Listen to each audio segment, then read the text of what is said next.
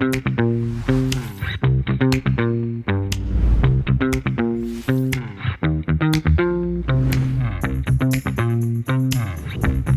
we're online today speaking to Ms Rieta, President of HELTASA, to find out more about the upcoming HELTASA Unconference.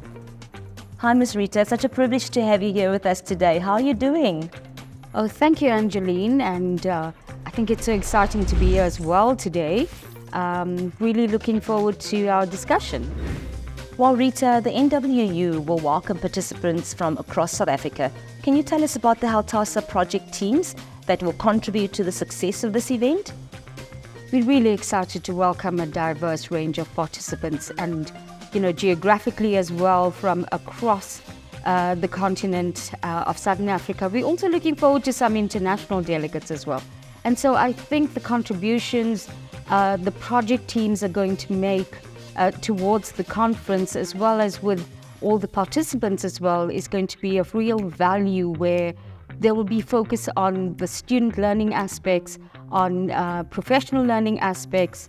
There will be a decolonial focus, focus on curriculum development, program development, as well as a focus on the academic development perspective, practices, conversations, leadership conversations as well within the institutional. And all of this, of course, underpinned by scholarship and the idea of expressing ourselves in these various focused areas in different forms and formats of scholarship. That's really interesting, and it actually leads me to my next question. The format or the approach offering the HELTASA event has changed from 2020 to 2023. Any feedback from past participants that you'd like to share with us today, for example? Thanks for that, Angeline. Actually, if we think about the 2020 moment, it was HELTASA's first online conference during a very stressful, contextual time in the country as well as the world all over. And the pandemic led us to experiment and explore the fact that we would go on with our usual face-to-face conferences, but take it to the online platform.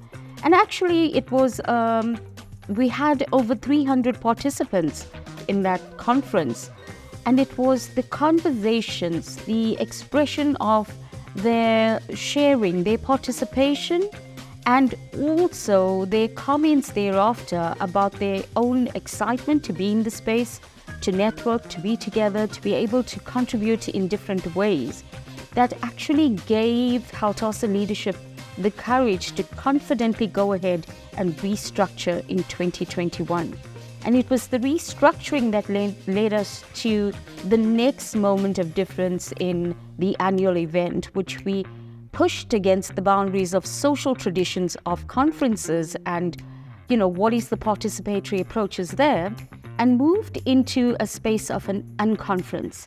And this is, again, the opportunity where our participants came in and experienced different forms of dialogue, conversation, being active in a space where you could collaborate as well. It also was exciting to hear from participants that the activities that they experience and what the project teams put together during, holding those sessions, and the varied creative nuances of those various activities also gave them opportunities to role model some of these activities in their practices.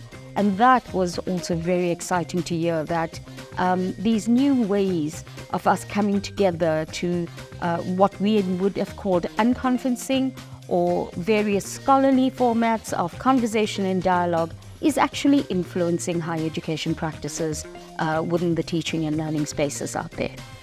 Oh, thank you so much, Rieta. Thank you for your time. I can't wait to join the conference. It's been an absolute pleasure meeting you. Thank you so much, and let me take this opportunity to welcome everybody that would be coming into the space. Let's all get together and create, again, a welcoming but an emerging space to emerge and take us into new ideas, new networks, new collaborations as we try and work towards transforming higher education teaching and learning spaces within our country, again, within Africa and globally as well. While that was Ms Rieta, President of HELTASA, just giving us a glimpse into the HELTASA Unconference coming up in October.